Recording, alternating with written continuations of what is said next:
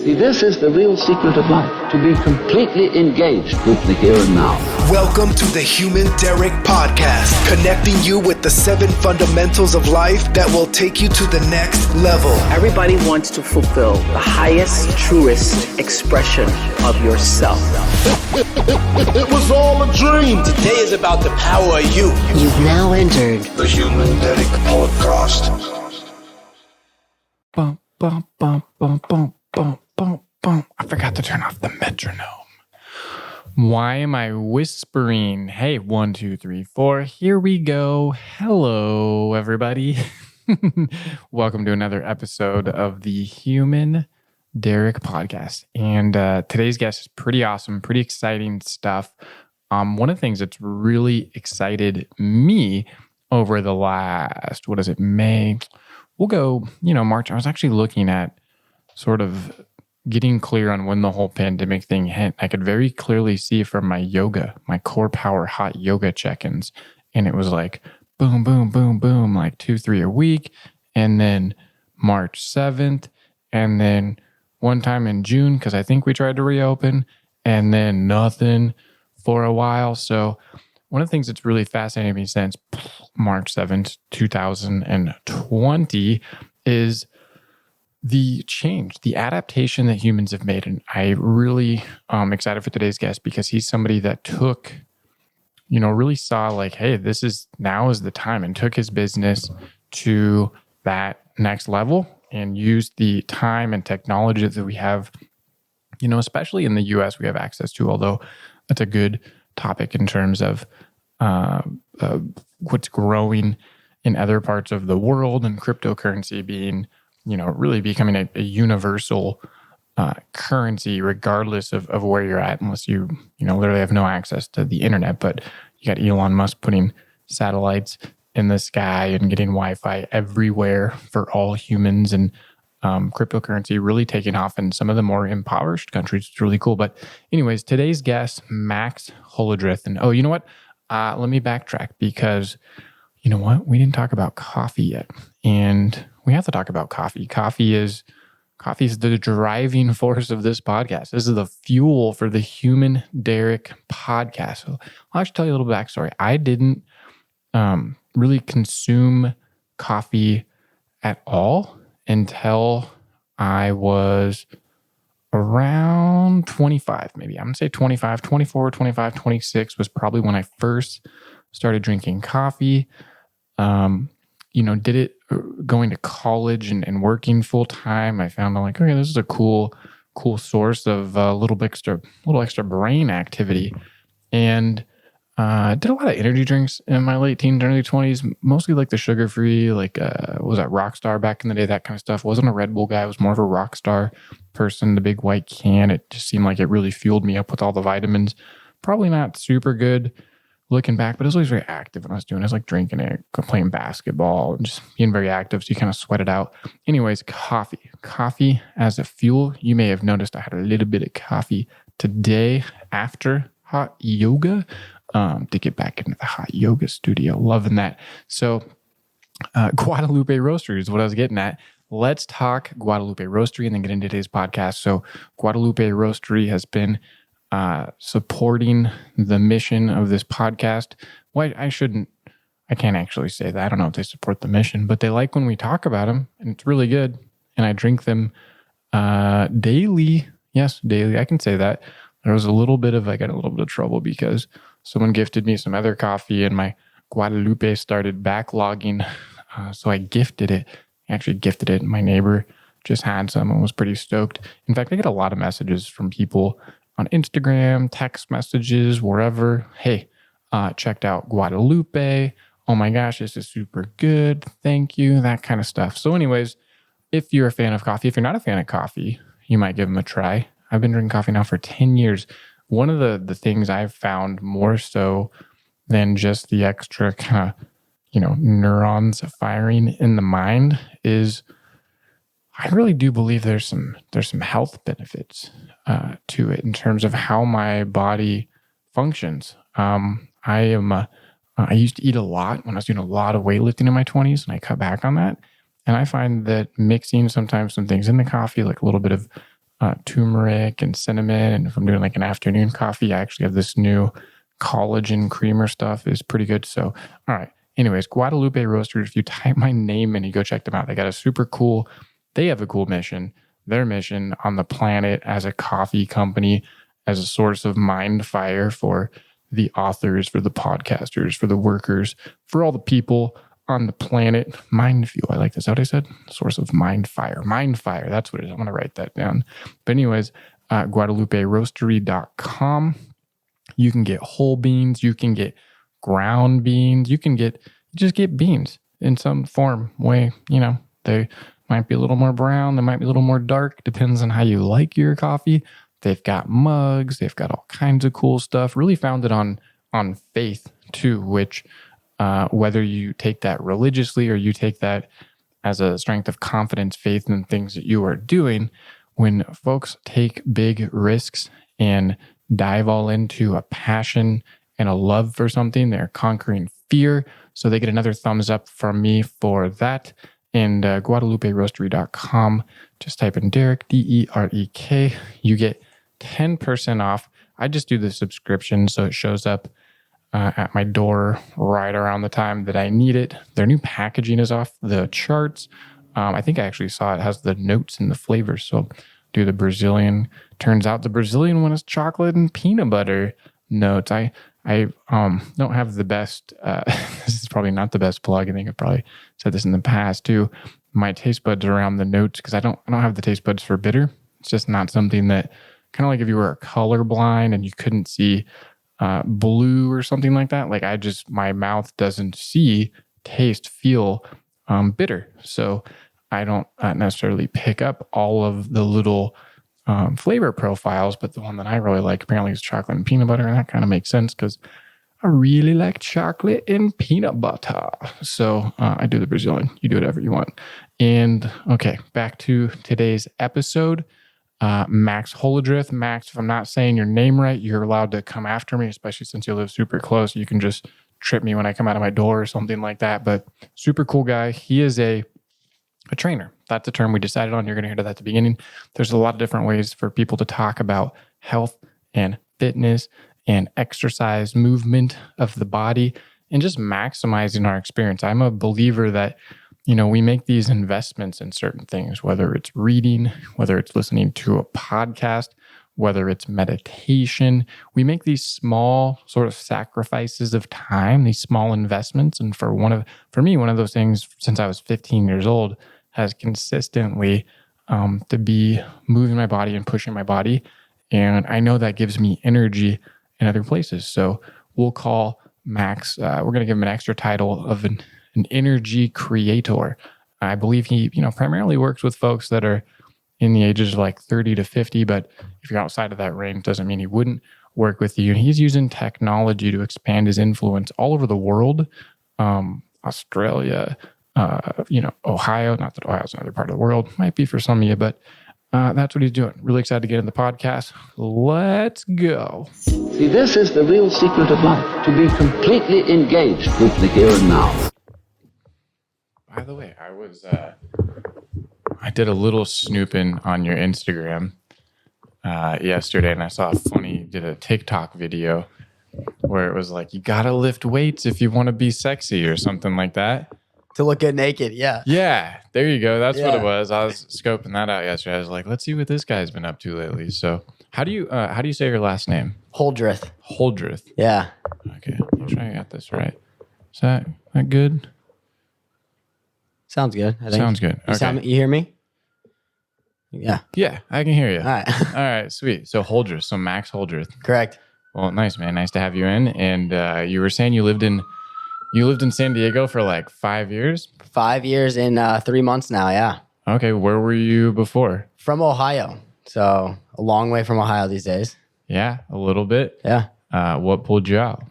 So like anyone, I think from the Midwest, I dreamed of moving, somewhere with warmer weather. California was always the ideal dream.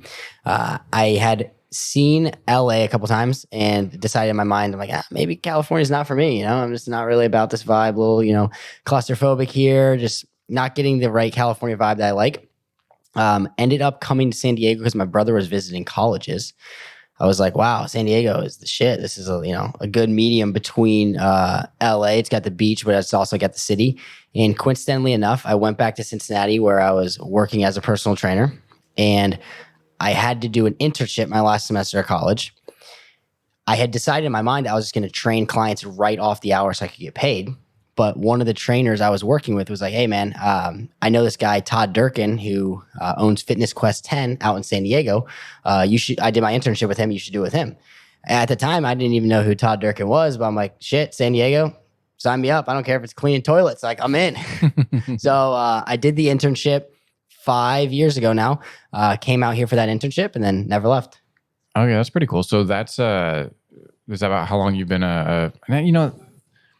terminology changes so much. So like when I think of fitness and everything, like is trainer is that the best term? What do you call yourself? Yeah, I call myself a trainer. Okay. I think that it's the most well recognized, but these days where you can kind of create your own, title. I mean, you got, movement specialist, exercise physiologist, or, or fitness coach, I guess people call themselves, performance hacker. I mean, you can come up with that, whatever, get as creative as you want. But I think trainer suits people understand that the best.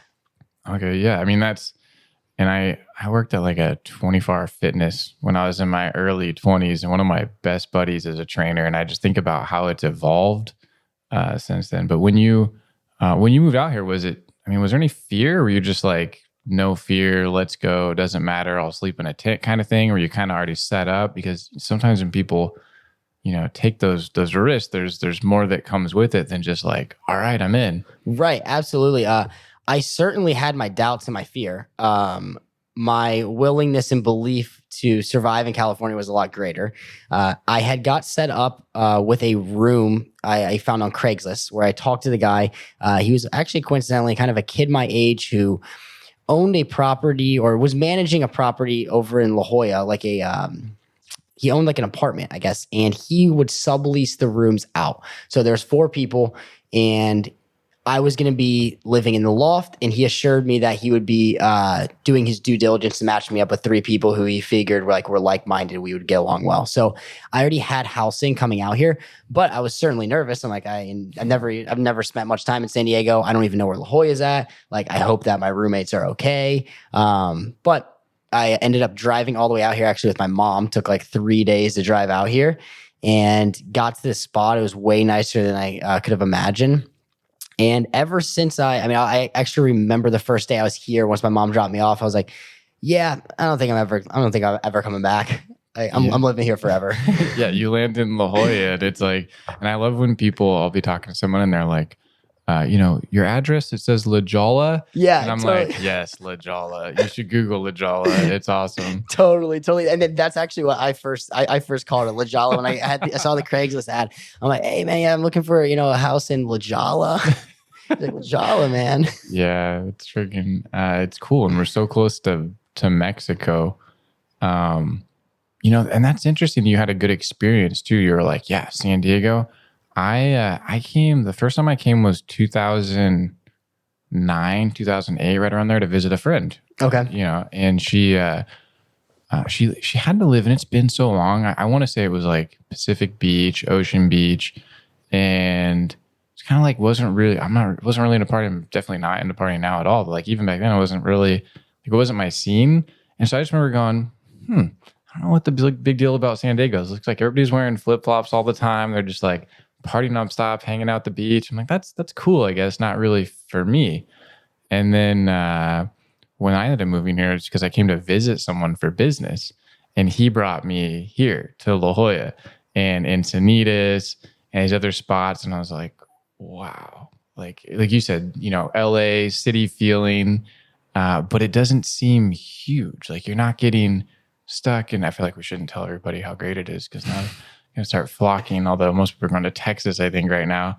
But it feels like a humble, kind of just very down to earth city, but it is a big city. Yeah, totally. The way I like to explain it is like a beach town city. Like it still has the very like almost rural-ish, beautiful beaches where you can find a lot of space, do a lot of outdoor activities. It feels just like a quaint little beach town, but it also has the city vibe. So I love the beach. Being someone who loves the beach, it's like the best of both worlds. To have that quaint little beach town feel if you want to go up the coast to Encinitas, but also to be able to get the vibrancy of Little Italy or downtown San Diego is awesome. Yeah, they all have their own flavor for sure. Totally. So thinking about like I guess we're talking about your Instagram and what you got going on, trainer, San Diego. There's jokes that float around sometime. Like if you have a phone and you live in San Diego, you can pretty much be an influencer because all you got to go is ocean, ocean, ocean. But how are you finding? I'm really curious about business in general with the evolution of being a trainer, fitness, nutrition, the role that social media plays in it, and location too, for that matter. Totally. So I think there's a couple different evolutions of the trainer, depending on what the person enjoys doing. I think everyone starts out as a trainer and wants to obviously get clients and wants to, help them move better, feel better, hopefully accomplish their fitness goals and just make them overall a healthier person. What I've found in my experience is eventually you reach the point where you want to become almost more of a technician or more of a manager. And what I mean by that is you either go down the route of figuring out a very specific problem of, hey, you know what, I'm going to help people with bodybuilding, or I'm going to help people with mobility, or I'm going to help people with fat loss. And you really get, lost in the lost is probably the wrong word. You just fill your time with figuring out all the different nuances of that, because you could spend an entire career learning just about fat loss. Then you get the people who want to be more generalists, which I don't think there's anything wrong with that. I fall in that category because I get bored very, very easily. And I find myself liking fitness a lot from a broader stroke. And what I mean by that is I now enjoy training other trainers how to train people. And more of my business for online is is more about figuring out, how do I market, my fitness programs that people want to buy so that we can help them? And how do I figure out what problems that they're having and how I can serve them better? And then how do I relay that to a trainer who can actually carry out those different orders? Orders, like, once again, lack of a better word, like those different tasks. So that you're evolving yourself away from just training someone one-on-one. Not that there's anything wrong with that, but I don't like doing the same thing over and over again. And it can get a little bit boring and redundant, I love my clients to death, but I would prefer to be like, okay, you know what? I have Johnny in here. I'm going to do a quick movement assessment on him. He's got these goals. Let me build the program, and now let me give it off to a trainer who's going to execute it. And then I'd rather have the trainer come back to me with, hey, Johnny's experiencing X, Y, and Z. I can't get him to do this. And I have a 10-minute conversation with the trainer telling him, hey, you know what, maybe you should, put his heels on something elevated. Maybe you should, give him, be a little softer on how you coach him, or maybe you should give him more tangible cues in this way, and then have him go again and carry that out. Give him a David Goggins video. Give him a Goggins, yeah. Well, and it sounds like fitness leadership, and I find that sometimes we're all unique in the sense of like what we want to do and how we do it. And so when you can find that space and you have an ability to communicate or help others, I was talking to my sister and my brother-in-law yesterday, and we were talking about like them getting a dog, and they got a chocolate lab, and like got like nieces and nephews, and they're all stoked about it. It's like this really beautiful little family dog. And I was just sharing how like one of my favorite things to do is call someone that's really close to me. And even if I'm going to make a decision or do these things, just to talk through it.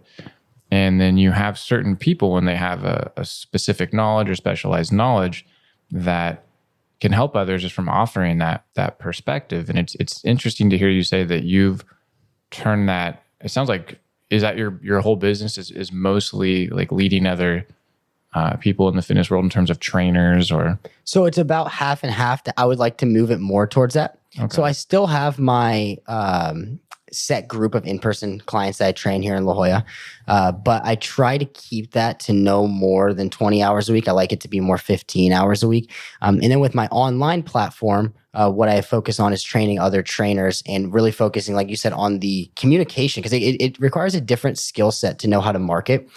And I think that I've always not really appreciated the art of marketing, mostly because I thought it's, more sleazy. But given the fact that I really feel as though I'm offering a very quality product, I'm okay with figuring out, okay, how do I, through my videos on Instagram or through my written copy, convince someone from the other 10,000 shirtless trainers in San Diego that they should train with me because they would get a quality service from me, right? And I've really like enjoyed the process of learning that skill set and then being able to delegate the actual training to a trainer who's super passionate about learning how to actually train someone one-on-one. Yeah, so it's just like branding.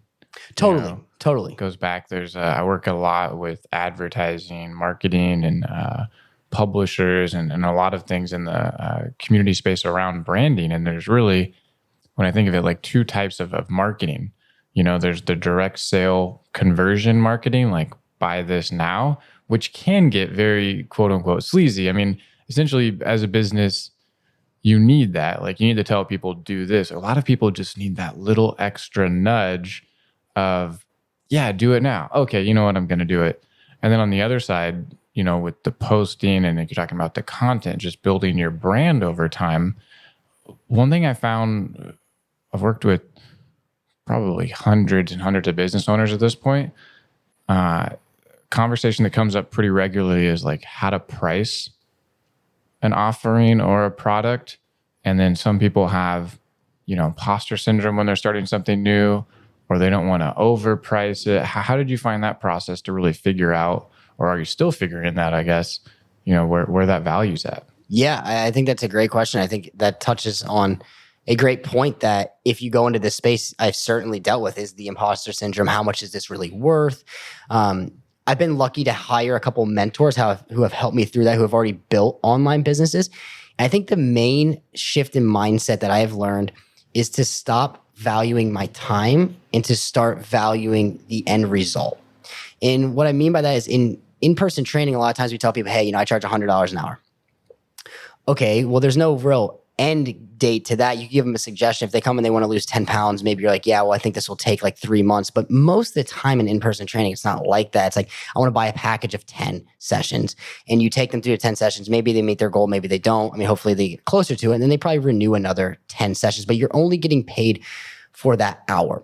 And getting out of the mindset of, I need to charge people by an hourly rate. And instead, I'm going to charge them for the result. So, hey, listen, I want to specialize in helping people achieve like body recomposition, right? I like to work with males specifically. So maybe they're 20 pounds overweight and they want to get ripped for their wedding in 6 months. And instead of determining how many hours that's going to take me, deciding how much is that worth to that person. So if in 6 months I'm able to get you to lose that 20 pounds and get that six pack for that wedding, I mean, is that only worth $1,000 or is that worth $10,000? And that's obviously depending on how you convey that value, but learning how to hold myself to a higher standard of now I'm on the hook to produce a result for someone. I'm not just taking their money by the hour. Therefore, I should be charging them a higher value for that. And then comparing what other people are charging for that same service and just how much that means to them, right? Are they in a point in their life where this is like something that could really, really help change their life, which I think, anyone is to get healthier and lead a healthier lifestyle, it's going to have a ripple effect in every other area of their life. So I've gotten a lot more confident charging a higher dollar amount by, positioning at more as a value or a result driven buy than just an hourly buy. That's huge. Have you ever heard of Parkinson's law?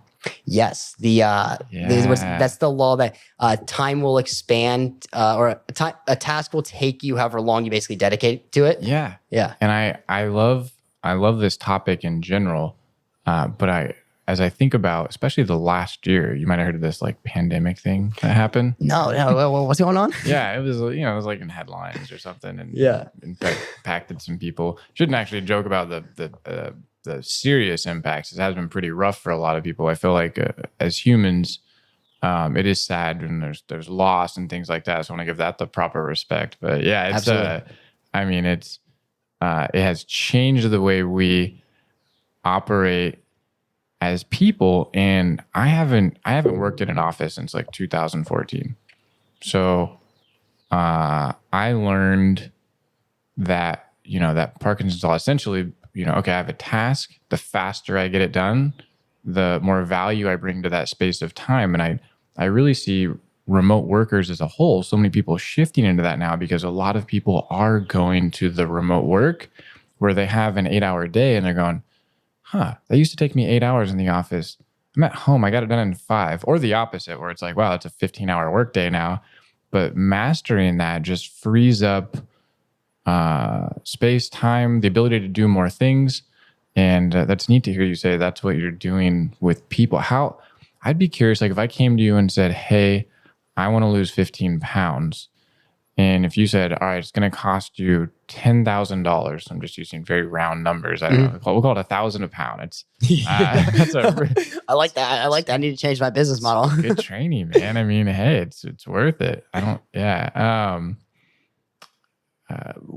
Because there obviously has to be some accountability. If I'm eating Krispy Kreme donuts every morning, and then I come to you at the end of our program, and I'm like, hey, I gave you $10,000 and I was supposed to lose, 10 pounds. How do you measure that to make sure the client is staying up on their end of the bargain? Right. And that's a good question. I mean, we don't at the moment offer like a money back guarantee. So I try to make it very clear to people that, listen, I'm going to put you in a position to win and, reach your goal. But like any coach, all I can do is put you in position. If you don't execute, that's on you. So the system we have in place is that I like to do weekly questionnaires with them every Friday and then answer any of the questions they have on Monday. And a lot of that has to do with, if it was a weight loss goal, a lot of times I'll have them maybe weigh themselves, depending on the client. Some people I just don't think do great weighing themselves every single week. So I designed it specifically around what I think would help them best, right? If they're type A, okay, every single week you should measure yourself, maybe every day. If you're not, and that's going to get you really bogged down if the scale goes up, don't weigh yourself. But anyways, if I see a trend where they're not losing their weight, I'm going to request, hey, let me see 3 days of your eating actually logged out. And in the beginning, I'm going to give them the program. I'm also going to give them the nutrition, and it's up to them to log it so I can actually see it. But some people don't want to log it, which is fine, because some people don't need to log it to see results. And if it causes you too much stress in your life to where it feels like a task that you don't need to actually be doing and you're seeing results, I'm not going to hold you to that. If you're able to achieve this without, spending 10 minutes logging, good for you. However, if I see that you're not achieving that goal, I'm going to request, hey, make sure you give me 3 days of a food log, and I'm going to see. And now, if things don't match up, if they're writing to me and it's in a calorie deficit, but they're gaining like 10 pounds, I'm like, okay, like you're lying somewhere here. So it's usually just having very real and honest conversations and being able to just like be real and honest with people. Like, hey, listen, are you actually doing the work that you're saying you're doing? Because it doesn't look like you are. And now if they are, there are some extreme circumstances where, maybe the program just isn't working for them. Then I'll obviously, okay, let's recalculate the nutrition protocol. Let's add in maybe, a little bit more weightlifting, a little less, say cardio. I'll make the adjustments necessary. Yeah. The scale is one of the most fascinating things to me. I look at it, I got a scale for the first time in a long time, maybe a decade or more. And it has like a little app, and it, supposedly gives me my body composition. I'm not really sure how accurate it is. But it's interesting for me to step on that thing after like a hot yoga session versus being like fully hydrated or not doing weights for a couple days versus cardio. And it seems like it can be all over the place what I weigh. And I don't know how much it actually like with fluids and everything, what that means for my weight. How do you coach people through, interpreting the scale or understanding what it means? Yeah. And that's a great question, because that's what a lot of people struggle with. I try to make it clear to people in the beginning that while everyone wants this, everyone has an ideal body weight that they want to be at. I find, they're like, oh, I'm at 170. I need to lose 20 pounds. Maybe you do, maybe you don't. I don't know that 20 pounds is really going to get you to the physique that you want. Like I inquire a little bit more, like what is the physique you're actually looking for? Because, if you're doing body recomp and you're putting on muscle while you're losing fat, right? Like the scale could very well go up and you could actually look better than someone, with 10% body fat at 170 looks grossly different than someone at 170 with 20% body fat. And it's the same weight, right? So I try to have that conversation with people in the beginning. And also the two things I always like to point them to is, how you feel, how your clothes fit. And then the third thing is how you look in the mirror. I think those are a lot better, honest assessments of how the program is actually going. Because like you said, weight loss can spike and drop, in an instant, depending on what you ate, depending on how much sodium was in that, depending on how much water you had, depending on what kind of exercise you had, depending if you slept well the night before. So when it comes to the scale, I don't like to have them be married to only the scale for, assessing results. I also like to assure them that it's not a linear process, right? Like what we're looking at is trends. So if you're going to do this, like let's weigh you at the beginning of the program. And in 12 weeks, that's when I want to make the honest assessment. Is this working or not, right? Because you could be starting at 170, you drop down to 165, then you're up to 167, then you're down to 164, then you're 166. And so, there's all these different benchmarks that you're going up and down. But over the course of 3 months, are we trending in the right direction? It's almost like how much I weigh. Those are pretty much I'm like, all right, this guy's like over. Did he tap into my scale app? Because that's been like my pattern. So you mentioned a couple of things there, sleep and sodium. What is the role? What do you believe is the role of a trainer in terms of modern nutritional knowledge? Yeah. I think that the role depends on the scope of the trainer. I think that they need to have a general understanding of nutrition. And I think that the interesting part about training to me is that it's very much so an art, because to me, it deals more so with almost human psychology than it does with exercise science. Because people who are once very analytical and maybe executives, type A, they want to know all the minutiae and the details of, hey, how many calories should I be eating? Hey, what should my macronutrient, breakdown be? Hey, should I be intermittent fasting? And I think that as a trainer, it's good to have just a well-rounded general understanding of what those things are, and be able to put people in positions to make the decision themselves, and also guide them to resources that could help them better make the decision if you can't for them. But I also think it's very important as a trainer to realize that if someone maybe doesn't ask you about these things, they may not have the bandwidth to actually discuss them and understand them. And it may actually hold them back because you're overwhelming them with information. And I think that I think that actually most people, when they start out, they have so much knowledge, are so excited to spray people with it, that, you get someone in, you're like, hey, okay, what are you eating? Like, okay, like how many calories are you eating a day? Like, oh, you should be getting, 1 gram of protein per pound of body weight. And it's like their second session, and people, this mom who has 4 kids at home running around, she just wants to work out for an hour and sweat a little bit, is like, holy shit. Like what? Like she doesn't ever want to come back again. So being very cognizant of knowing how much information to give people, I think, is an interesting art of training. I think that's an art for anything. I think it was a Walmart. I was at a Walmart one time and I got some wisdom just dropped on me from the guy checking me out at Walmart. And he said that knowledge is like having the answer. Knowledge is being intelligent. Okay, I think I got it right. Here we go. I think he said being intelligent is like having the knowledge that you need for the situation, but wisdom is knowing how much to share. Powerful. Yeah, and it's like not all things for all people all the time. Totally. Yeah, and that's huge across the board. I think, I have this friend that I've known. We've been friends for 15, 16 years or something now. We actually worked at this 24-hour fitness in like Reno together once upon a time, like early 2000s. And he was a trainer. And we were just talking a couple weeks ago about like his program. I saw him in November, and I teased him a bit. I was like, dude, you look like you ate the old version of you. Like, we're that close, Yeah. And he's a guy that he can handle it, like Boston dude originally. And that's just how we tease each other.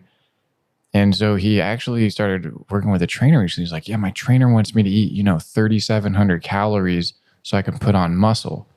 And I was like, I don't know how much you've changed since I saw you a month ago, but put on muscle? Like, what are you doing, man? I'm like, 101 is calories in versus calories out.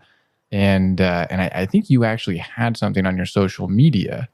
I didn't get to go through all of it, but maybe it was just something I saw, but maybe it was you talking about, fat loss or muscle building. can you do both simultaneously? Is it one versus the other? How does that work? So the answer is that you can do both simultaneously, but it would behoove most people to not try that. You have to be very, very meticulous with your eating, and it's a very long process. It's also not very advantageous for a novice or a beginner lifter. The post I had on my Instagram was about skinny or skinny fat males, because I've seen in my life a lot of my friends and just a lot of males in general. They'll be this long, like string bean with like a little bit of a gut, and they're all, dude, I want to lean out for spring break. Like, dude, lean out. Like, bro, you have no muscle on you. What do you mean? Like, I mean, like all these dudes want to get shredded. Like, I mean, listen, you look like you're anorexic, bro. Like you need some, like get shredded. Like in order to get shredded, you have to have a foundation of muscle mass first, right? And people a lot of times want to skip that and just want to get lean. What they fail to understand is that you won't look the way, you're not going to look like that Men's Health cover model by just getting lean. They've done a lot of prerequisite work, eating in a calorie surplus to put on a bunch of muscle where they didn't look like that. Maybe they had a little bit extra fat because they were in a calorie surplus, building that muscle mass so that when they did dial back the calories, they had that muscle definition to show. Now, once you do that a couple times, it's very easy to stay in a maintenance phase, which is where I like to keep myself at. Like, I don't ever count my calories. I work out consistently, and you can keep yourself, 1 to 2% body fat from, being able to go ahead and like bulk up and put on more muscle, or lean out for whatever you want to lean out for, or just live your life, very easily, where you're just, like I said, you're not really counting your calories. You're just eating mindfully and you're working out consistently and you look pretty good. But before you do that, you have to go, in my opinion, through a couple phases of putting on a good amount of muscle and then losing some fat, putting on a good amount of muscle, losing some fat. And then you can start to do okay, I want to put on muscle and lose fat at the same time because I'm going to take a couple years to do it. And I don't have any like serious body composition goals. I think that's actually where I live at, especially the part where you said, where you just look good all the time. Like that's pretty much the phase that I'm totally. in. Well, that's the phase that anyone living in San Diego needs to get to. Considering it's beach season all year round, you better get to that as soon as possible. I don't look like I live in San Diego. I'm like transparent, but I remember when I first started working out. So kind of interested in, people sometimes will point at metabolism for results and things like that. So I was like a super fat kid for a bit, and then I got really thin, and I went to this high school called Encinitas in Sacramento, and it was pretty hood, and like instantly got in a fight with this like giant kid. I was like a freshman. I wasn't even old enough to be a freshman. I was like 13 or whatever. And having like literally no muscle mass. I just looked like a little pale string bean, and just wrapping onto like the head and like hanging on for dear life, kind of choke them essentially. After that, I was like, I should probably like put on some muscle and work out. So I started working out, and then picked up this book, and I wasn't really into reading. I mean, now you would think I read a little bit. I got a lot of books. Yeah, looking around here, I can't even move my eye without seeing a stack. Yeah, I didn't really read probably until I was like 28 much, but this was like one book that I picked up, and it was on nitric oxide. And it talked about food compounds and eating. And because I really wanted to like, okay, I want to put on muscle, I want to be strong, that kind of stuff. And that sparked me down that road. And I can honestly say, like very realistically, that I've been consistently working out since I was about 15. I lived in Brazil for almost a year, and one of the first things I did when I moved there was like, all right, where's a local gym? And so I found like there's a point where I weighed 192 or 193, and I have a picture of me next to my friend's like a football player, and I look huge. But I've also dropped down, like even a few weeks ago, down to like 160.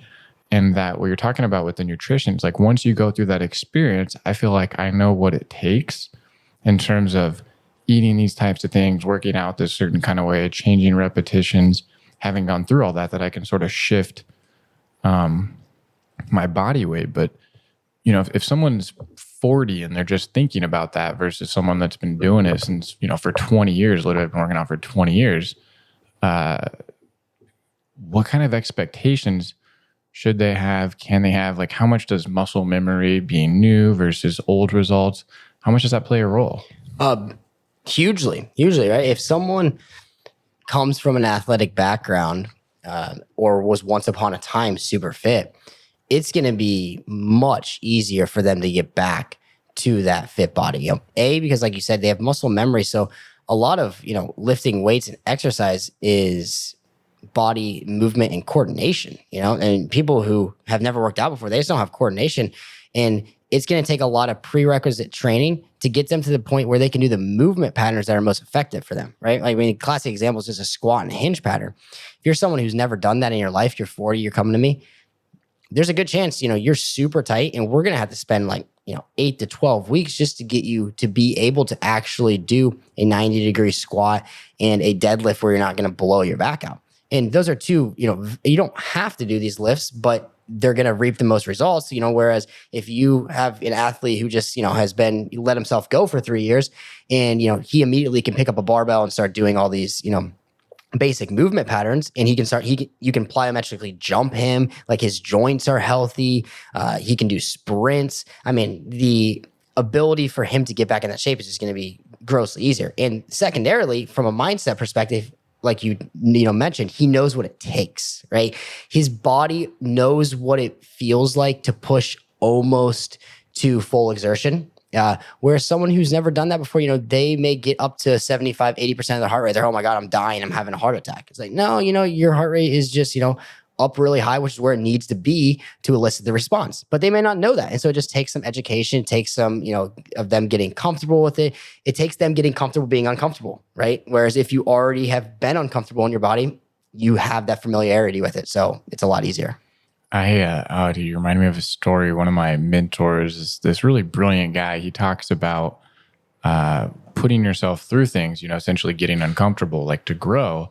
And there was a person that he was working with or coaching, and I might be a little off on the story, but essentially said, I don't exercise because I'm allergic to running. And he's like, what do you mean you're allergic to running? He's like, well, when I do it, I turn red and I get all sweaty. And he's like, no, that's exercise. And it's interesting that, sometimes if we're really doing something a lot or often, we just it'd be easy to assume like, oh, everybody should know what running feels like. But they don't. Are there any things? The supplement industry is off the charts. It's a crazy, industry. Going back to marketing, like this is natural, that's natural. I don't know what natural means anymore, realistically. Right. Am I organic? I'm not really sure. I might not be. Yeah. But are there things like pre-workouts that are deemed, safe and healthy and can help someone expedite that process of getting their basically their brain and their mind and their body like connected faster? Mind and body. So that's an interesting question. Mind and body. I like nootropics for mental clarity and acuity. There's a whole host of different stacks out there. I know that I've seen you're a fan of Onnit around here. Onnit's got Alpha Brain, which is one of the first ones on the market. Mm-hmm. I think those things are great in terms of mental acuity. And I really don't know if that actually helps with mind-body connection. Certainly, the classic caffeine helps, right? It gives you dopamine, gets your heart rate racing, makes you just more alert and more focused. When it comes to supplements, I always live by the motto, first and foremost, it's a supplement, right? So it means it's supposed to supplement your already healthy lifestyle. And I think you have to earn the right to take supplements as a trainee. And what that means is you need to be, if you're not working out consistently, at least 3 days a week, if you're not eating 80% of the time healthy, which means, hitting your calories, eating greens with most of your meals, eating organically, drinking half your body weight in ounces of water, and sleeping 6 to 8 hours a night, you don't deserve to be taking supplements, because a lot of times people will come to me, they're getting 4 hours sleep a night. They work out one time a week and they blow their diet out, 5 days a week. They're, hey, what supplement can I be taking, to help? Like, no supplement is going to help you override that kind of program. First and foremost, master the basics. And that's really, it's like the 80-20 rule, all right? Like you do that and you're going to get 80% of the results from that.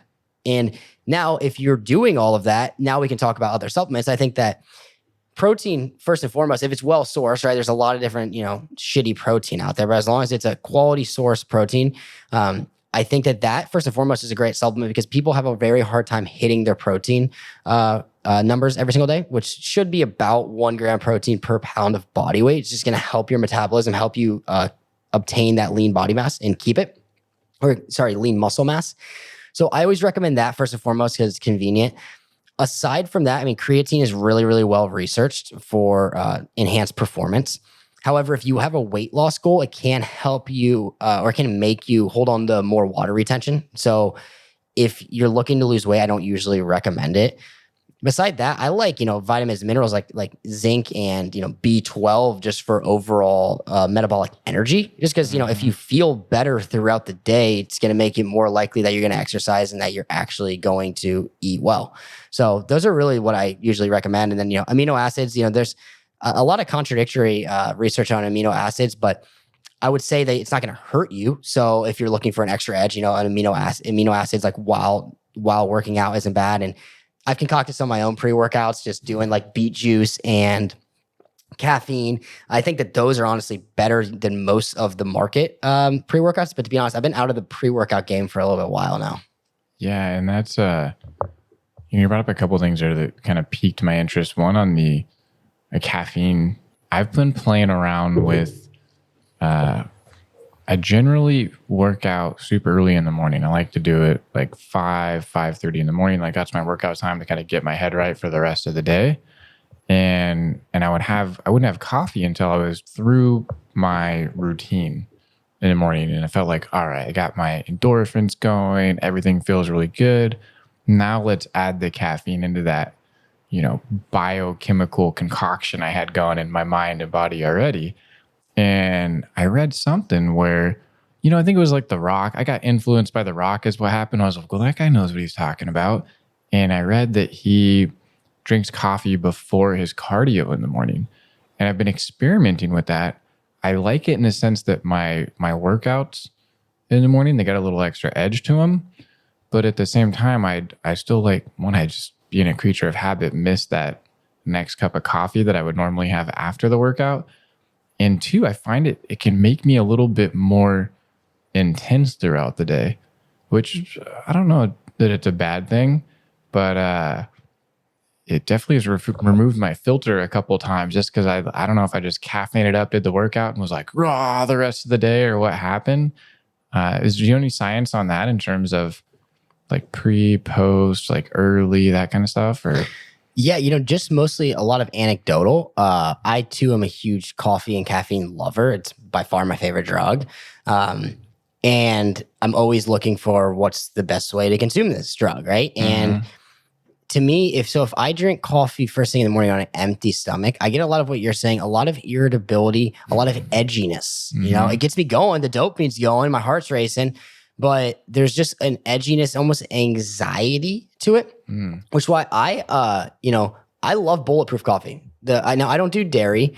So in the whole premise of bulletproof, for me, I don't necessarily do it for its, quote unquote, fat burning benefits.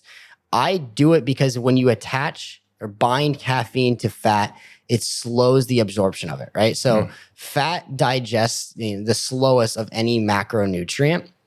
So when you put a tablespoon or 2 tablespoons of coconut oil and put it in a blender with the caffeine, instead of getting, just an onslaught of caffeine into your bloodstream, you think of it like a slow tincture drip. So it just slowly over the course of 2 to 3 hours drips that caffeine into my system, which does not give me near the amount of crash. It just makes me very clear-headed and focused. So I've been doing that for years. And what I like, my routine in the morning is I like to do some more spirituality breath work practices in the morning. And I wanted to get started on that. So I'm like, what would get me up in the morning? My coffee. If I do coffee first thing in the morning, I'm going to be stoked to get up. Mm-hmm. So I do a cup of bulletproof in the morning and I go through, some journaling, some breath work, some different movement patterns. And then I do my most important task of the day. And then I eat breakfast and then I have a regular cup of coffee without any coconut oil in it. And for me personally, that has helped a lot. I also experimented with a lot of different grams. So I weigh my coffee out every single day for the exact milligrams of caffeine. And I have found personally that in the 20 to 25 grams of coffee is kind of my sweet spot because there's about 5 grams of caffeine per gram of coffee. So you're looking at 100 to 125 milligrams of caffeine. And I've just found that that's kind of my sweet spot for avoiding the edginess and getting the best out of the coffee drug. Well, I didn't think I was being too edgy, but now you got me thinking maybe I am being a little extra. I just thought it was more of like an intensity, but you know what? I did snap at a few people this last week, so maybe I should scratch this and try some. The bulletproof thing is really funny to me too. I was talking to a friend about this yesterday because she was kind of educating me on the Dave Asprey guy. Yeah. When I lived in Brazil, it was like 2014, 2015, and they just put, not everybody, but there's a percentage of the population that puts butter in their coffee.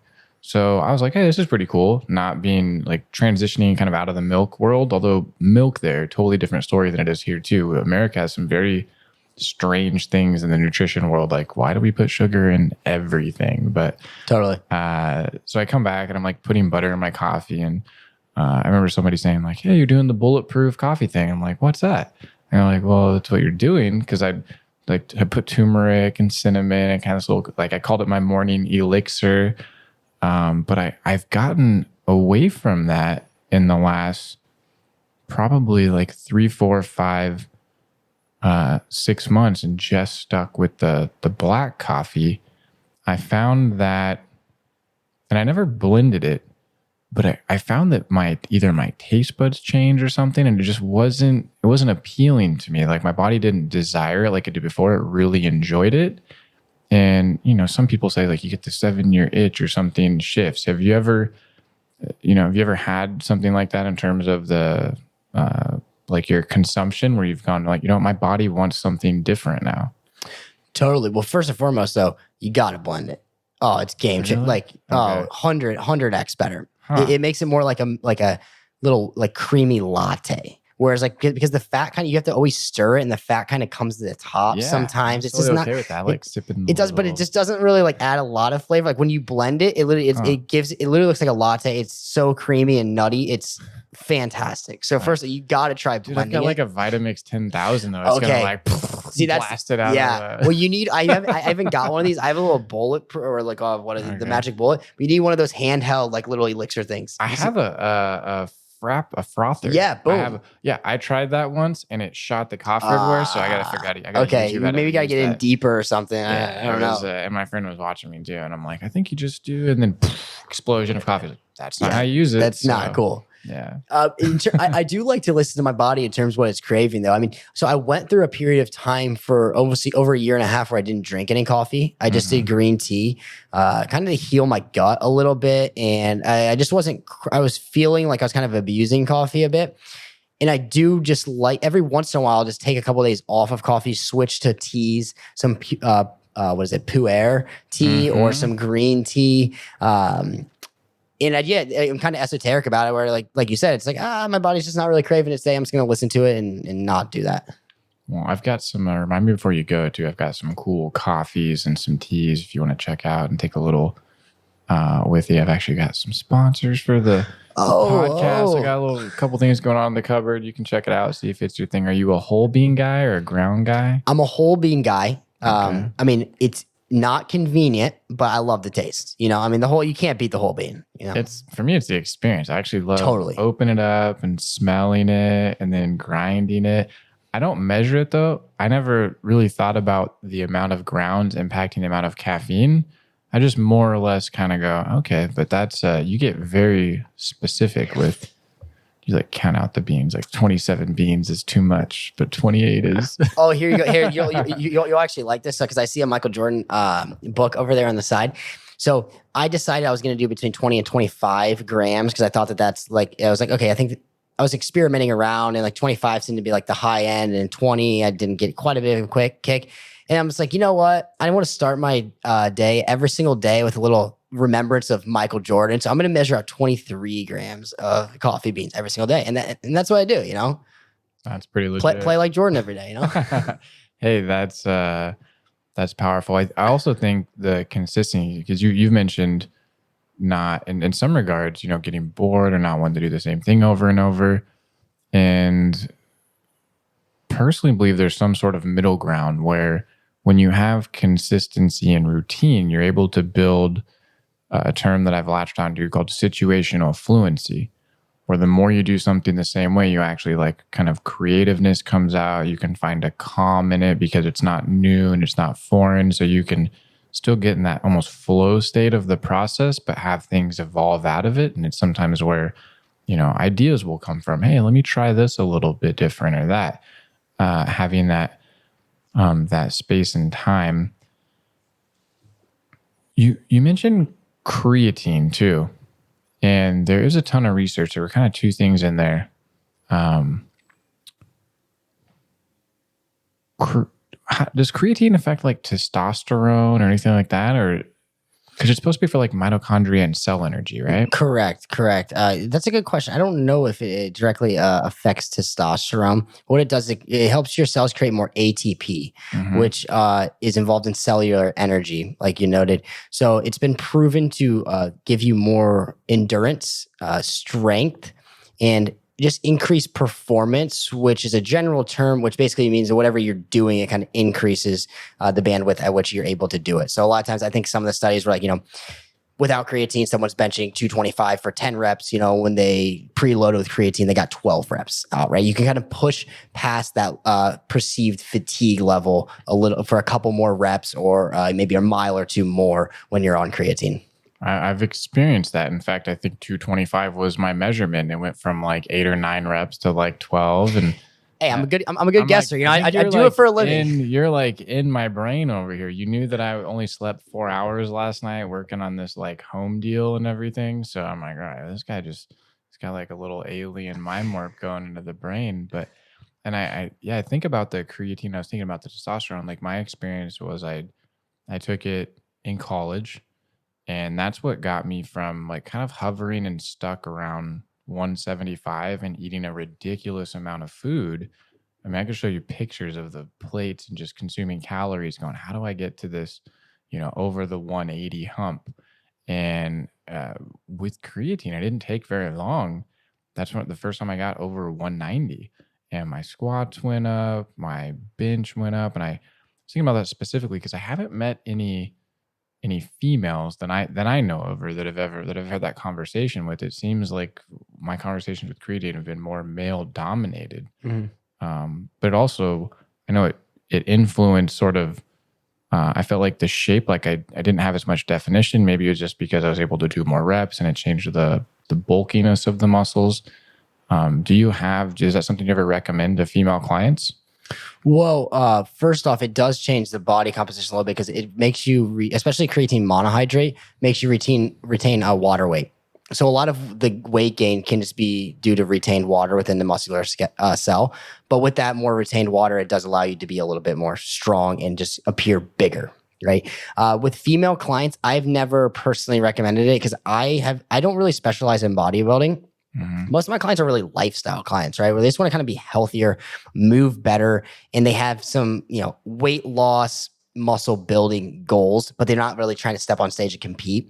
And with that being said, almost all of my female clients, with the exception of maybe 1 to 2, always want to lose weight, right? Like females just always want to lose weight and get toned, and we have, sometimes it's more advantageous for them to get stronger, but I've never recommended creatine simply for the fact I don't think that they would appreciate gaining, retaining water weight. But I do know I am friends with some females who do bodybuilding shows, and I know that they did do it before bodybuilding shows to increase their level of muscle mass and increase performance. Cool. So, get bloated, get some creatine. Let's do this. Right. Absolutely. Yeah. Blow it out. Go do to it right. The beach. Yeah, exactly. Wait. Makes sense.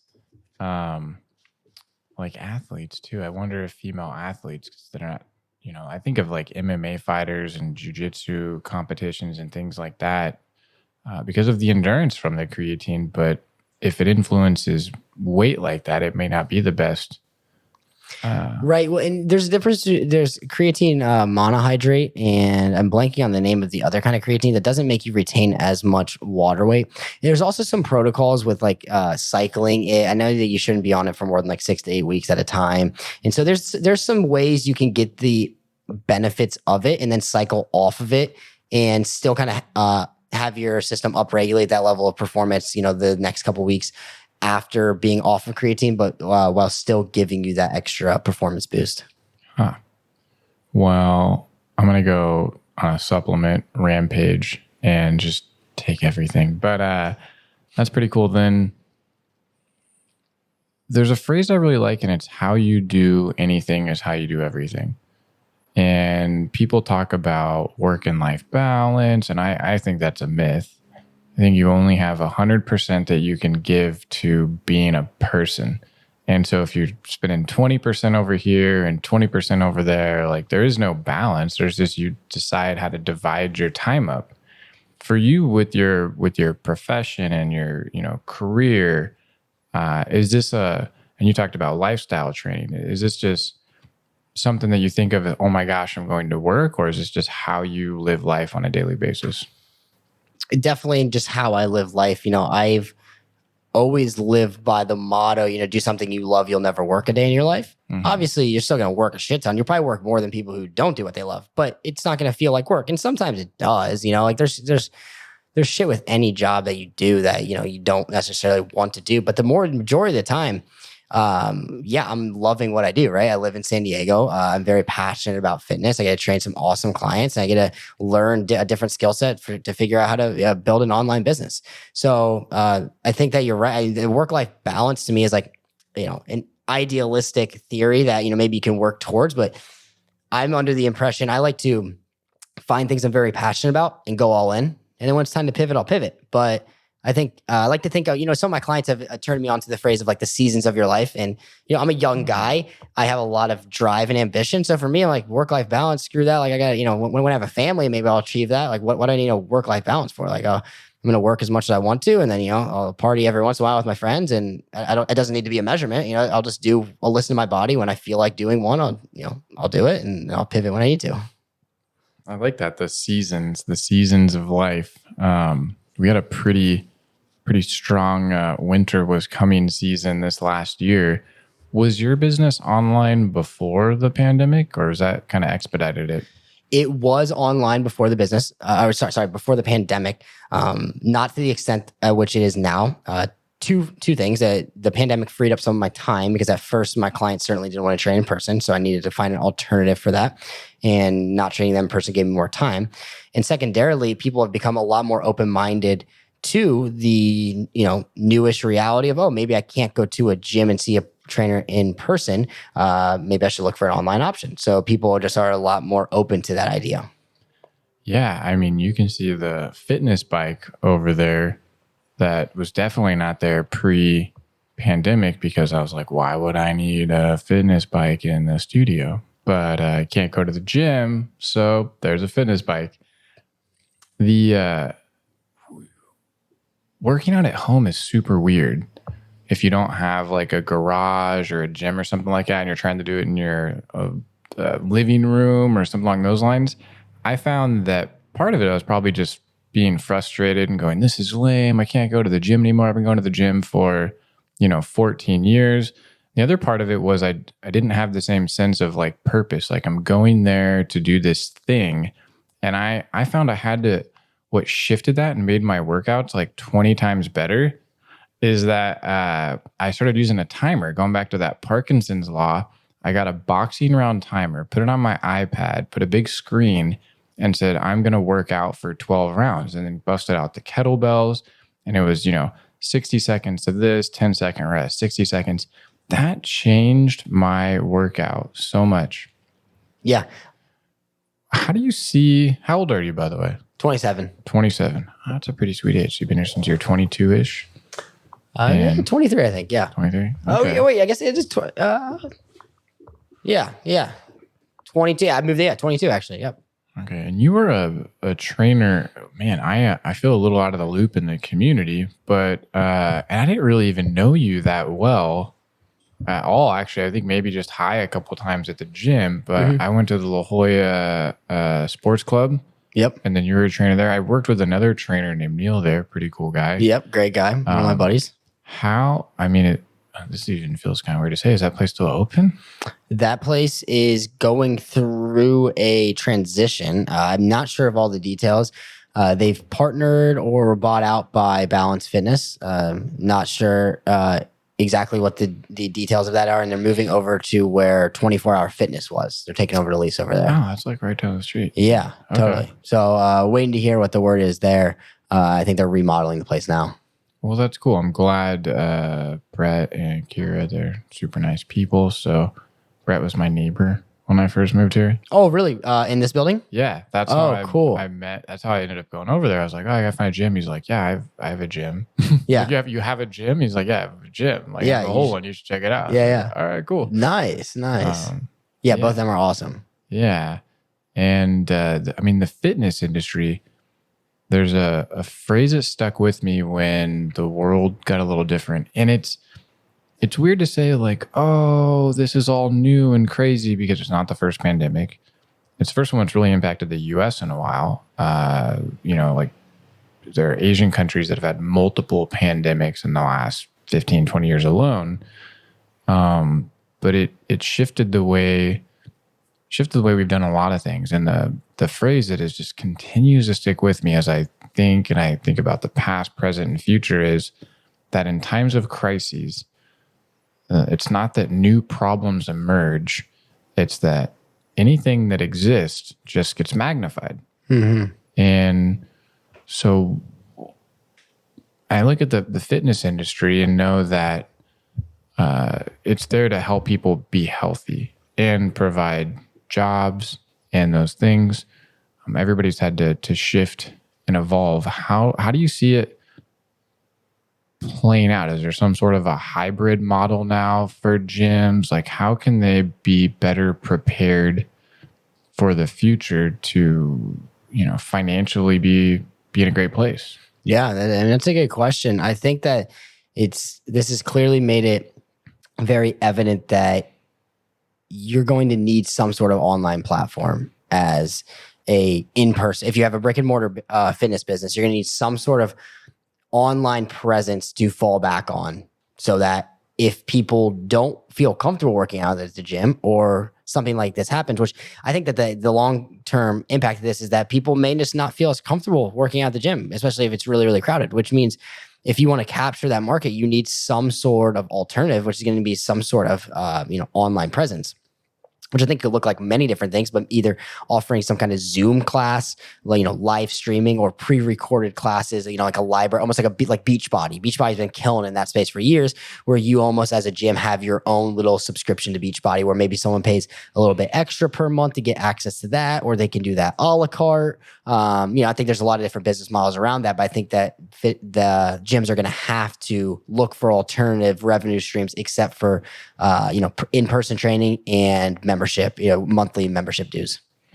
Do you think I think there's some benefit there as I'm thinking about it, because when you look at who has been most impacted by the virus, COVID, I don't even know what to call it. I haven't really paid much attention. I've been so out of the headlines in terms of, I know we're hearing vaccines and I have friends that are doctors and I talk to them mostly about it, but it seems like there's so many. I saw a sign that said during COVID-19, like it was an event versus an outcome. It was really interesting. I was like, all right, it was from the county. They're like, temporarily closed during COVID-19. I'm like, no, the event is the pandemic. Like that's a part of it. And, from when this has been a long time since I worked at a gym, but there'd be a fair percentage of people that would have a membership and not use it, or come there to get healthy and then, work out and talk about it.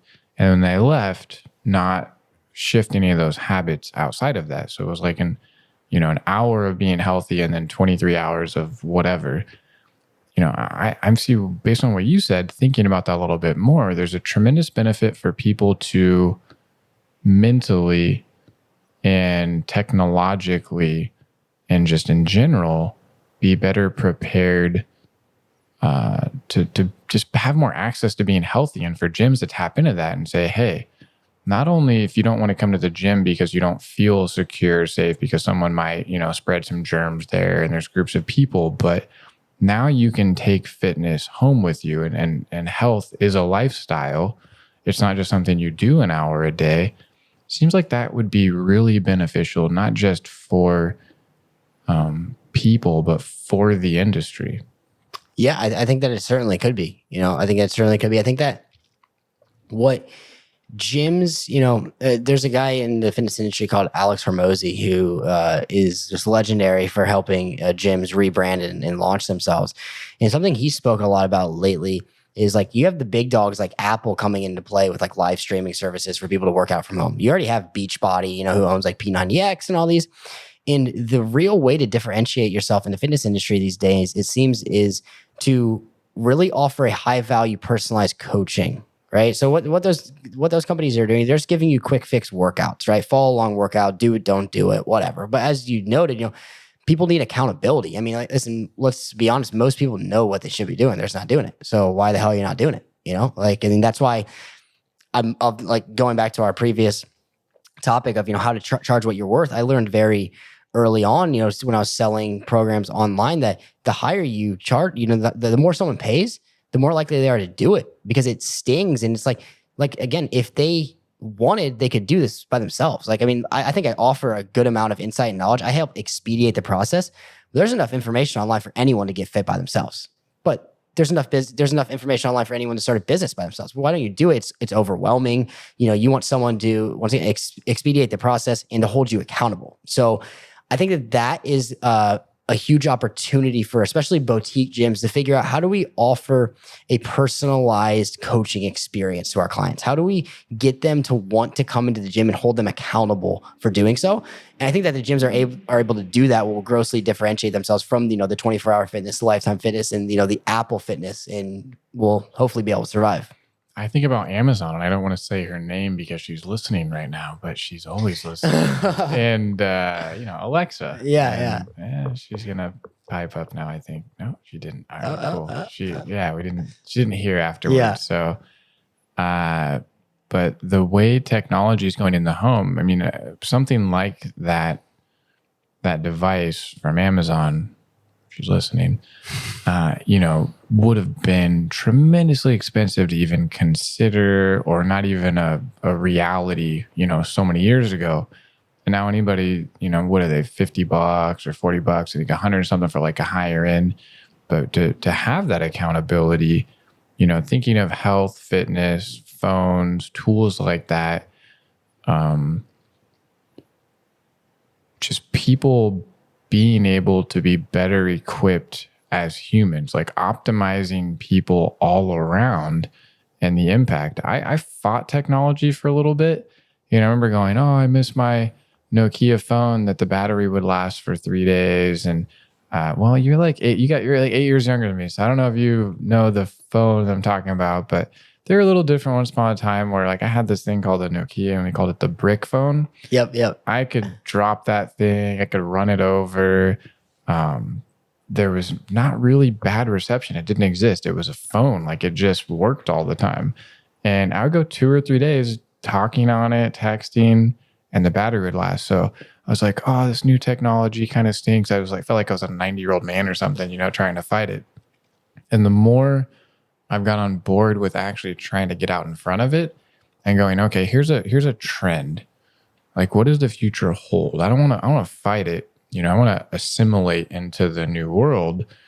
I almost want to like participate in some way, or figure out like, how can I be a better person utilizing these tools to have more accountability, to have more perspective on something. Like, is this device going to tell me like, hey, Derek, that's actually 24 grams of caffeine. Your body does much better at 22. Take 3 beans off the scale. Like when and how does that happen? Is it already happening? Yeah. I think that's a good point. I often have thought about that as well. As you can either fight it or assimilate with it, because at the end of the day, the ball's already rolling, right? I mean, I think that a lot of people, they want to bitch and moan about social media and about all the negative attributes that can have, which obviously is warranted. But for me, I don't see it going anywhere. So I mean, if that's your viewpoint, if you're just going to be disgruntled and upset with technology all the time, like, I understand that point of view. But to me, it's a very like pessimistic way to live your life, because as you said, like, you might as well learn how to assimilate it and use it to your advantage, because there are advantages. And like I said, it's not going anywhere. So you can resist, kick and scream all you want, but it doesn't seem like, there's going to be something that's just going to, from the sky, these aliens are going to come out of the sky and just, take away all of our technology, right? Who knows? But, after 2020 happening, but I think that that is an interesting question. I often ask myself is how, you know, doing, constant check-ins of, am I using my technology to my advantage? And, a lot of times there's certainly 20, 30% of the time I'm not, but how do I better, more efficiently and effectively use my technology, for my betterment, for my habits, for my health, for my relationships, all that sort of thing. Well, then you have wearables too. And I've tried like the Whoop strap. I've tried the Fitbit.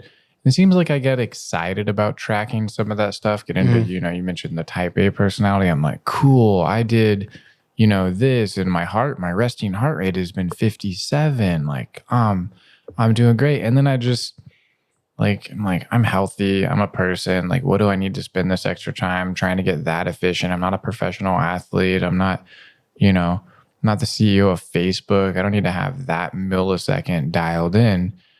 But when I think about all those different tools, and you said, or the difference between using them effectively to make things better versus just kind of having them for leisure entertainment, what's the balance? Then how much does that actually impact?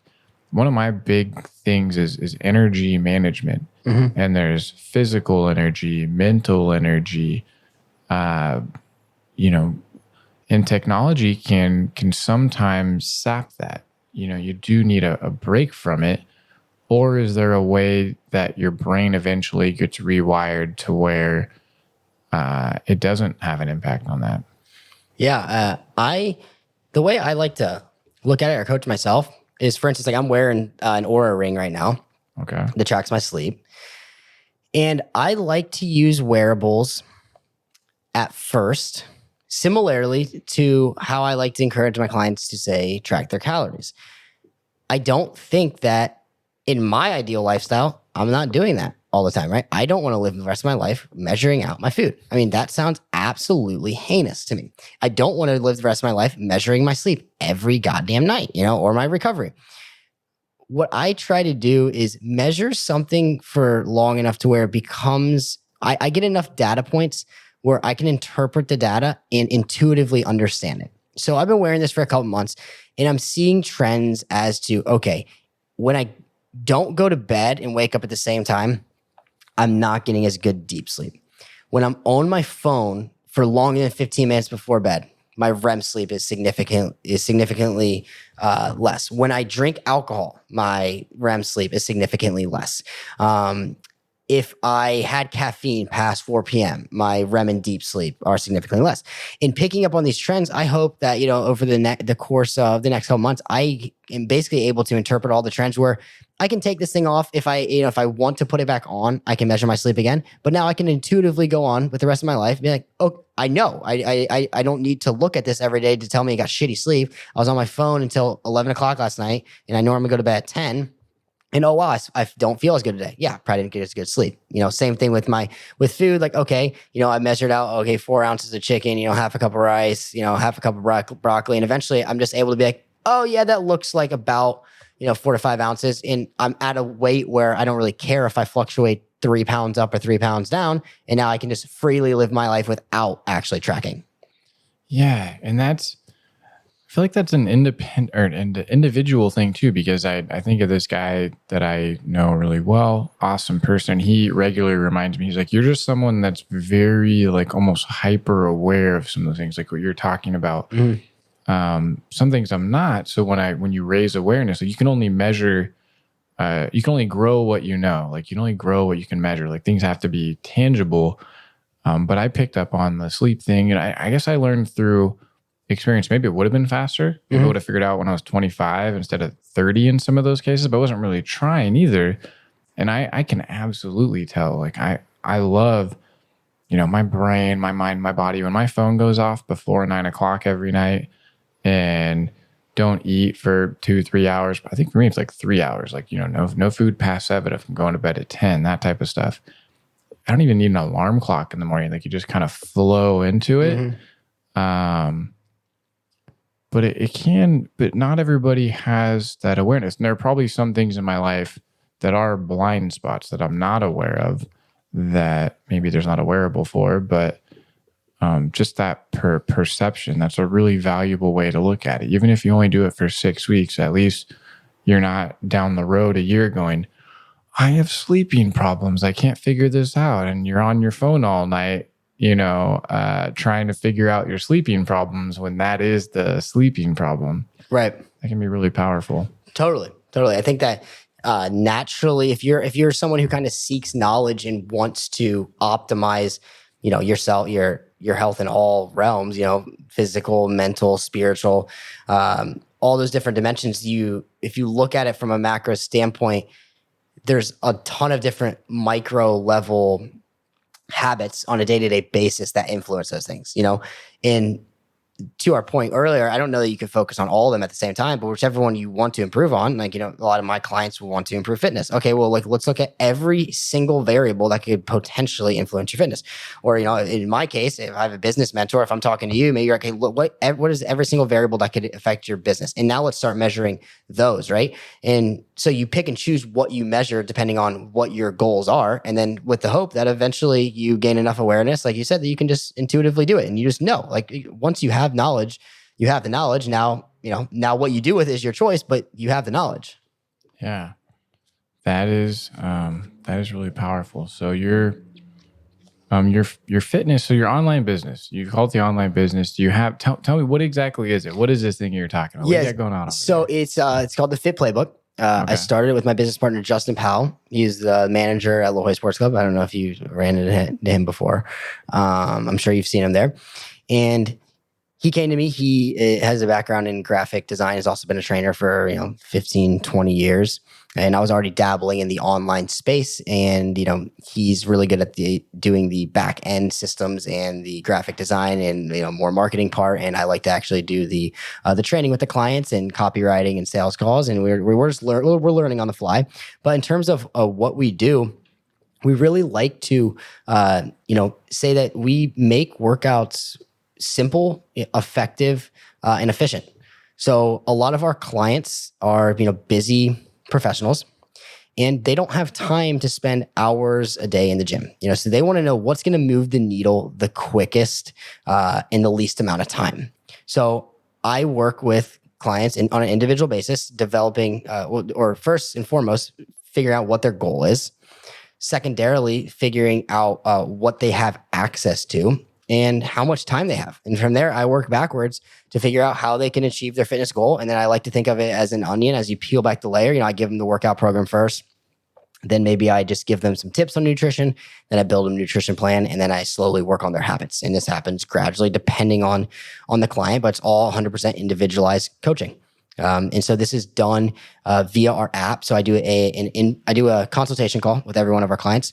Then I set them up on a workout program that I custom make within the app. Nutrition program, if that's what we decide is the right fit for them. Because going back to earlier, I don't want to overwhelm people. So I figure out, if you're a busy CEO and you're telling me you're not in a place right now where you can actually change your diet, okay, let's get you working out first. And once you build the momentum from working out, now maybe you're like, okay, fuck, I want to start eating healthy, right? Mm-hmm. So I really, really like to emphasize that it's 100% personalized. I start people, I meet them where they're at, and some people are like, listen, I only got 20 minutes, 3 days a week. All right, listen, I'm going to have a real conversation with you that you're not going to see results as quick as this person who has an hour, 3 days a week. But if that's telling me you legitimately all you have, let's start there and let's build upon that. And so that's really what we help people do. We pride ourselves on being very real people. Both of us like to enjoy cocktails out. We like to shoot the shit with our friends. We like to talk shit to our friends. We like to be real humans. And I think that a lot of trainers, I think a lot of people think that trainers are like, almost like above them, where there's these perfect human beings who eat healthy all the time, who work out nonstop, who just have their health under control. And we're not like that. And we don't expect our clients to be like that. You don't have to be 100% perfect. If you said, hey, listen, I went to happy hour, pounded 4 whiskeys and a cheeseburger, cool. I'm not here to judge you on it. Let's get back on track the next day. And let's figure out a way, if that's a non-negotiable in your life, that you really just get so much joy and fulfillment out of, pounding 4 old fashions and having a cheeseburger every Friday with your boys. Let's figure out how we can keep that a part of your life and still achieve your goals. And that's something I'm very passionate about doing with my clients. First off, all this talk about working out is making me hungry. Maybe there's a cheeseburger, but I'm like, man, I could really go for a cheeseburger right now. And that is, imperfection. Because you can get so caught up in trying to do things perfectly. Sometimes that prevents people from getting started altogether. We were talking about like me actually pulling the equipment out of the box. It's funny. And like, yeah, this thing's moving. Sometimes it can cause like guilt and shame, which for some people is a motivator and some people is a crippler. That's huge to just be real with your app. So it's called the Fit Playbook. Yep.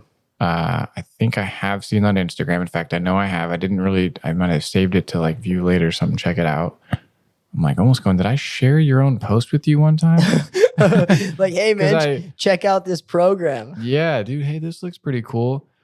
Now, are you working with people all over the world? Do they have to be local? No. Most of our people aren't local. Me and Justin are both from Ohio. So have a strong contingent of people from Ohio, family and friends. Got a lot of people from San Diego, clients and, friends of clients. And then we have people all over. And we have people in Australia, the UK. I have a girl over in Israel. And then I feel necessary to plug my boy out there with the On It Hydrocore bag, because we also work with your friend Maurizio. So we have partnered with Maurizio to bring the Hydrocore to life. He brought the product to life, but he came to us wanting to develop a Hydrocore program. So me and him have systematically designed a program to introduce people to the Hydrocore bag, and then we have marketed that, and we've sold those all across the globe because that guy's got a presence. He's from Italy, so we've sold that everywhere. So we have a presence definitely outside the US as well as here. That's awesome, man. He was just here 2 weeks ago. Yeah. Talking about telling everybody to go to Tanzania with them. And actually he's at Windansea Beach right now working out. And I was like, I'm recording the episode, but let's do tomorrow. So yeah, that guy's hilarious. Oh yeah, he's awesome. Super passionate. Great guy. Yeah. When he it had to be about 2 years ago. When I went to his garage before that thing really had like the full shape or whatever, you could just tell he was so excited about it. We were talking about this like 2 weeks ago, and I was like, I don't really get it because I don't know what a Bulgarian bag is, and I said, but I can tell you're excited, and it seems really cool. Like I could see how people would use this, and that's neat that you participated in that. Totally. Yeah. It's a very versatile piece of equipment. It's great for the times that we're in with gyms being closed down. I even like the handles. You can see that I have the handles separated. Yep. I use those just in the morning just to like stretch and pull. And it is a different kind of just pulling them apart. Like this is the first time I ever had a piece of equipment and he showed me, he gave me like we did some workouts. We were showing me some mobility stuff. And just how it opens up the hips and the shoulders, and that what's the type of strength when you're just pushing against it or just pulling? It's a different type of you're not contracting and everything. Oh, it's isometric. Isometric. There you go. Just using that. I mean, that feels pretty legit. Mm-hmm. Absolutely. It's freaking awesome. So, well, what's the bare minimum? Because I can think of. My grandma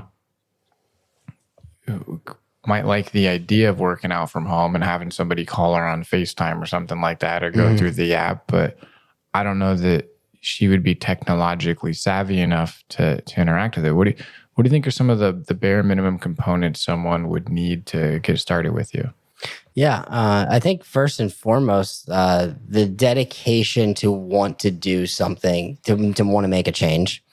The commitment to themselves that they're going to do it even if I'm not there, right? Because we're not going to be there holding your hand. It's not like in-person training where you're going to pay me $100. I'm going to sit there and make you do it. You're going to pay me. I'm going to give you the program. I'm going to check in, but I'm not going to be there doing the exercise with you. So I think those are the two main mindset shifts. In terms of ideally you have access to a little bit of equipment, maybe bands and some free weights, but it's not 100% necessary. Our ideal clientele who we work mainly with is, males 25 to 45 probably. But we do with that, there's absolutely outliers. But I think that one of the things we like to feel most comfortable with is that you do have prerequisite knowledge of how to move, right? So every every exercise is going to come with a video and a breakdown exactly how to do it. But I feel most comfortable training people online who have some sort of movement history and are just at least familiar with exercise. If someone is 100% novice, it can be done. It takes a little bit more hand-holding and a lot of dedication on their part because they really need to want to do it. But a lot of times I'll kind of tell them that, hey, you know what, you'd probably be better off just seeing a trainer in person for a couple months to make sure you're doing everything really, really well, lay a solid foundation, and then turn to, a more do-it-yourself on, through a guided program approach. Makes sense. So guided program, that's a good word. Yeah, I think, it kind of just came up down the fly, but that's very much so how it is, right? So, I'm gonna optimize this, like I said, to be as efficient as possible at getting you to your goals. And I'm gonna give you the blueprint, and you're gonna execute the blueprint, and you're gonna report back with any issues, and I'm gonna check in to make sure that it's going well and that you're reaching those goals. But I'm not gonna be there, watching you do every single exercise. What do you see down the road for the Fit Playbook? So, oh man, a lot of things, I would love to have an entire team. I'd like to be a one-stop shop for people. So I've worked with a lot of different practitioners over the course of my life just because I'm a very curious guy and I like health and wellness. And I find great benefit in, acupuncture, functional medicine, within functional medicine, nutritionists, physical therapists.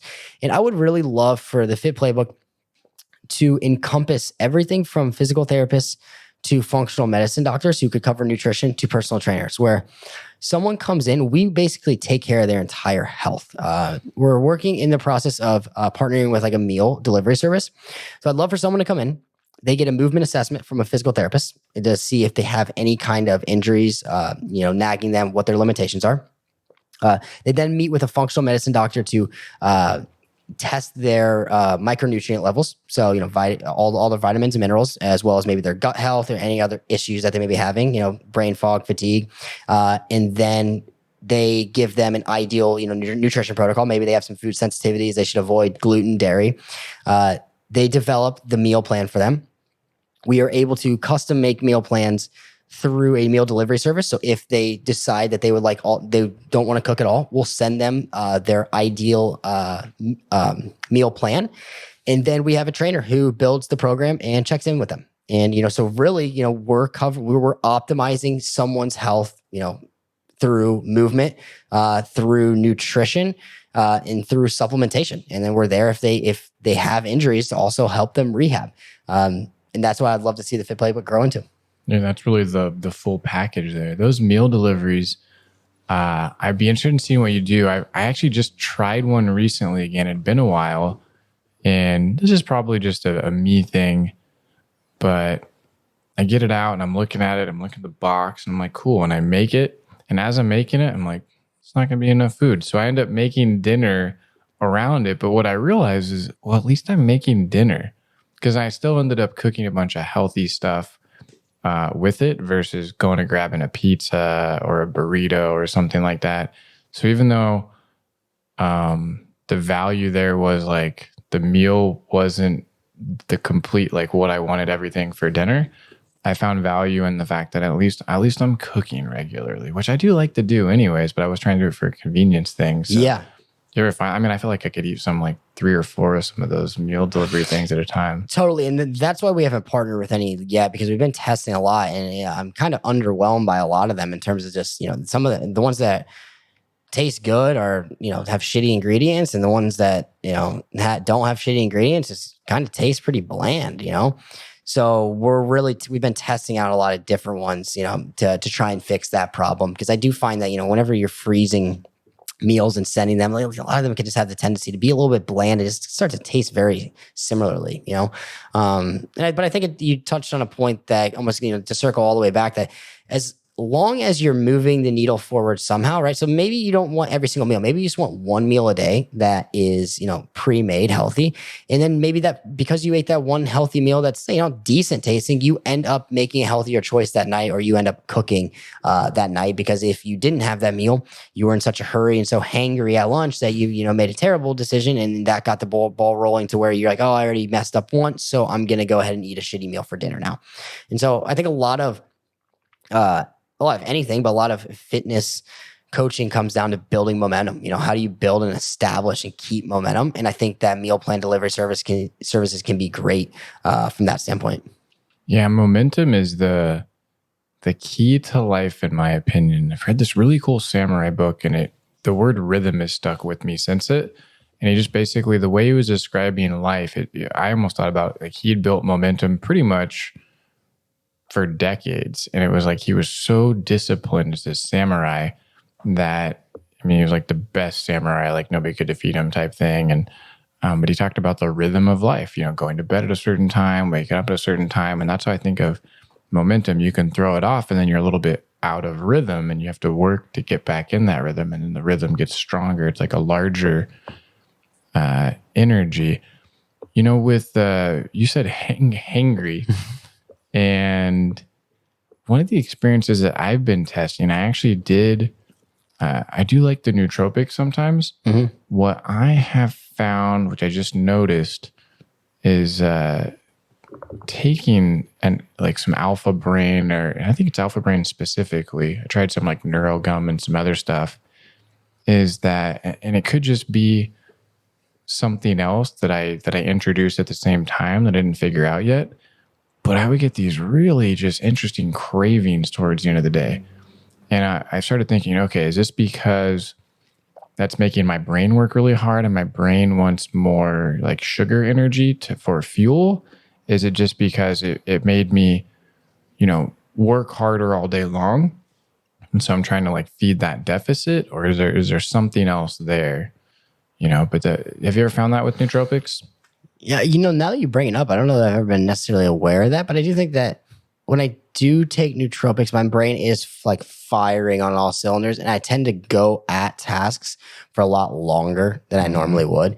And I think I notice that whenever I do that, when I'm in a very concentrated state for an extended period of time, that I do just crave food, and specifically I crave carbohydrates, which probably goes, I'm probably burning glycogen at some level, and my brain's just burning through so much, which glycogen's like our fastest burning energy. So it's probably just burning a shit ton of carbohydrates. I mean, this is a complete hypothesis on my part. I have no idea. But I'm just speculating that maybe that's what's happening, because I do notice the same thing happening for myself, where after I take nootropics and really bang out work for a concentrated amount of time, I crave something kind of sweet and carbohydrate rich.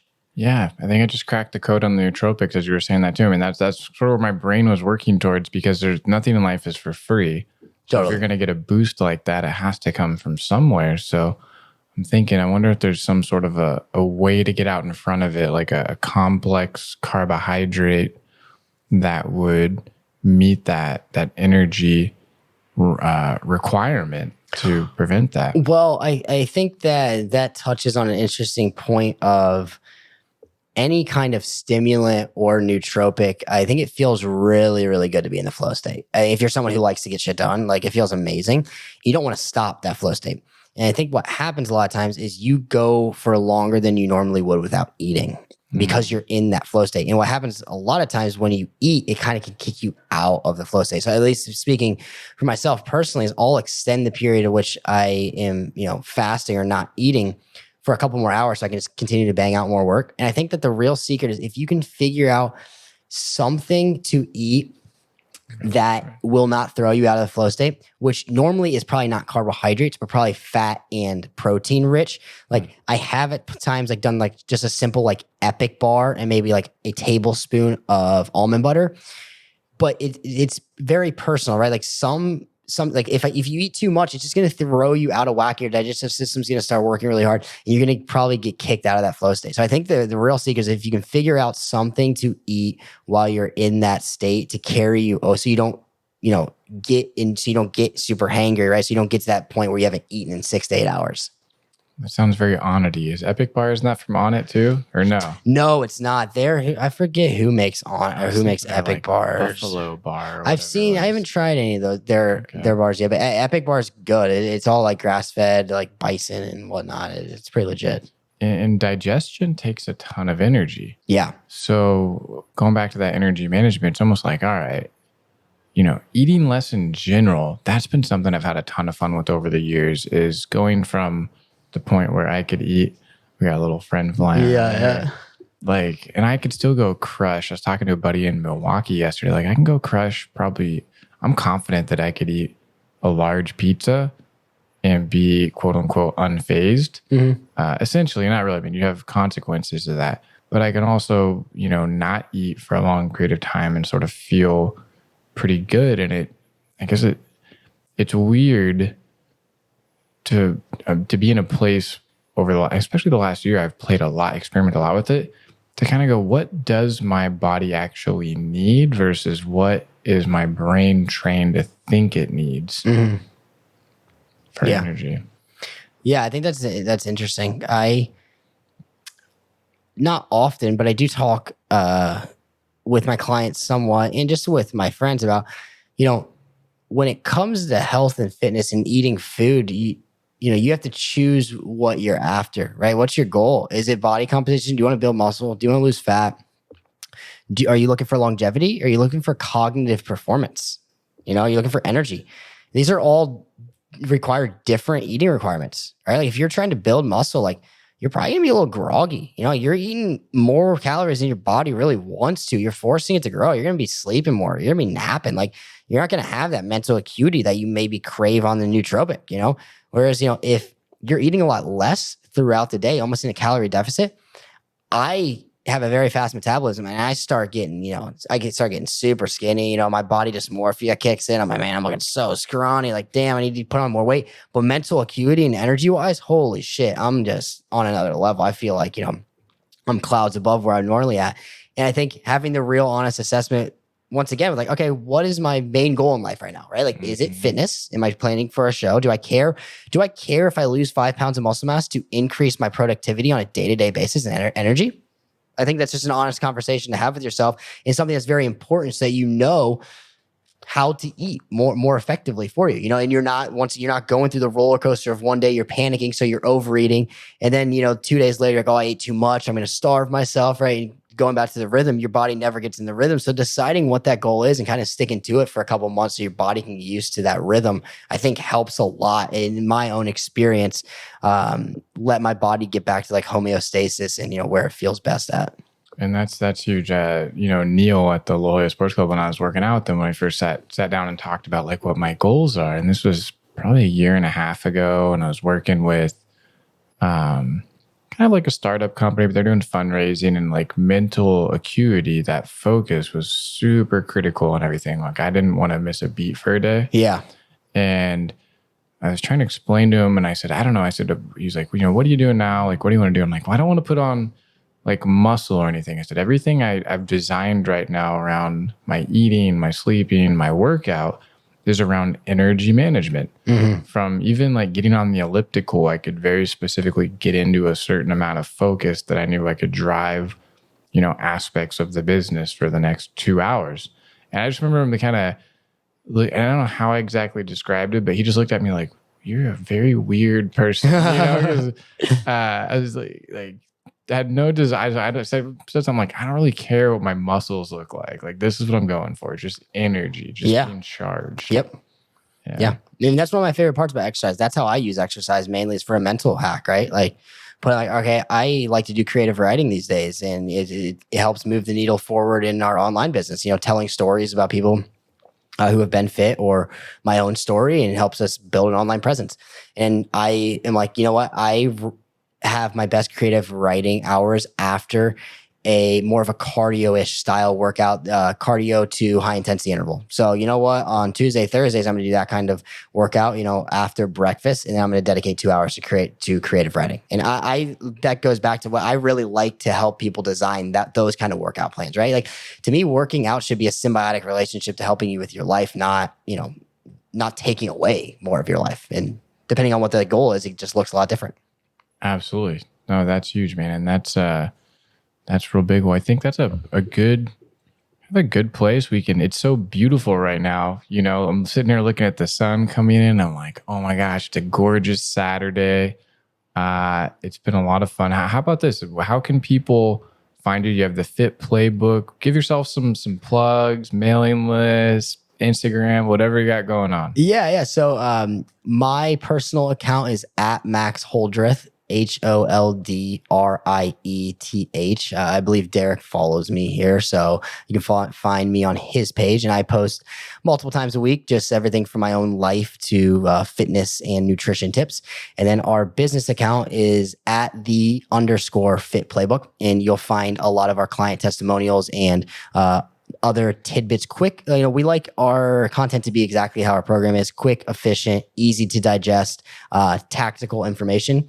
And from there, we come out with an article every week, and you'll see a post about that. You can click to read more about our article, and I trust that all of you know how to subscribe to our newsletter from there if you desire to do so.